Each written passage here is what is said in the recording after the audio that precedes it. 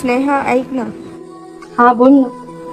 मी काय चुकीचं केलेलं नाही ना मोहनला चापट मारून.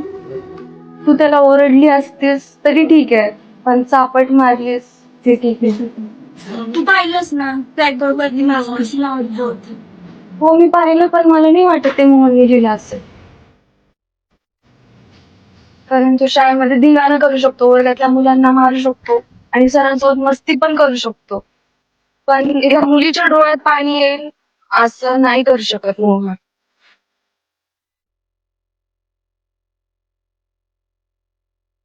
मग आता मी काय करू? आपण एक काम करायचं का, राम आणि वैष्णवला विचारायचं. ठीक आहे.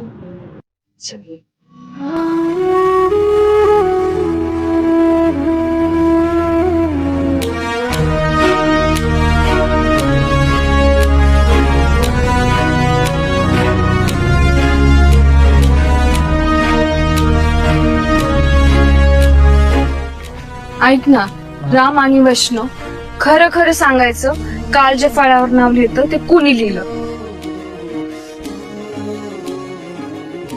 कारण आम्ही जेव्हा दोघी वर्गाच्या बाहेर गेलो तेव्हा तू नव्हतास तिथे आणि मला पूर्ण डाऊट तुझ्यावरच आहे.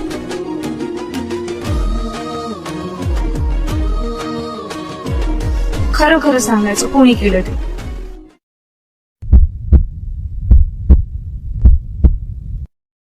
हो, फळवलेला मी होतो.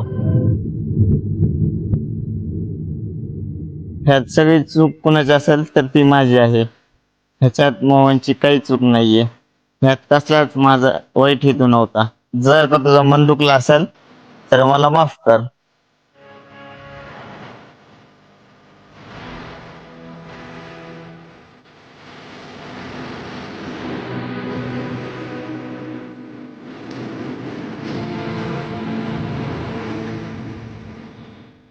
अरे पण तो आज शाळेत का नाही आला? मला समजलंय त्याची चुकी नाही याच्यात. मला त्याची माफी मागायची. उद्या काही बिघडून त्याला शाळेत घेऊन येतो मी. तुला सॉरी बोलायचंय ना, आपण एक काम करू, थोडं वेगळ्या पद्धतीने सॉरी बोलू, ठीक आहे? ही वाट अशी सायरच्याशी पोटामध्ये गोळा तरी पिलवती लढा माझी शाळा. अरे वैष्णव, आला का रे तो? नाही आला अजून.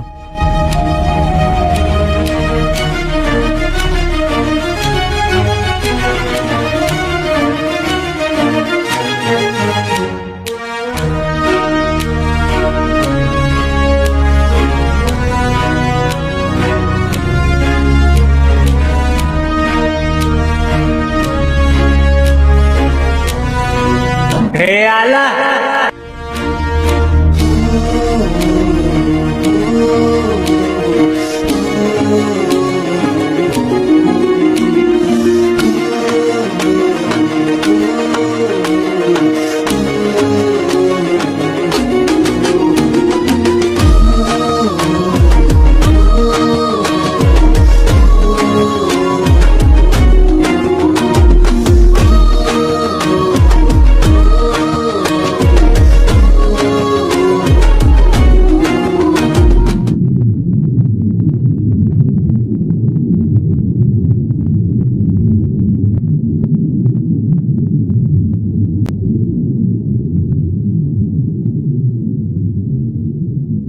मोन्या माग बघ ना.